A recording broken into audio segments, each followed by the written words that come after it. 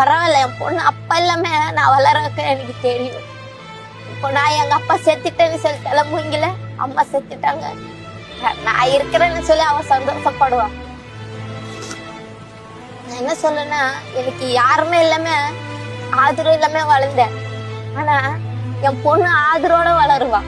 ஏன்னா நான் ஆதரவா இருக்கிறேன். அதனாலதான் ஒரு நம்பிக்கை வந்து ஒரு மக்கள் சொல்றாங்க ஒரு வார்த்தை, பயப்படாது, அந்த மாதிரி எல்லாம் போவாதுன்னு சொல்லுவாங்க நிறைய பேர்.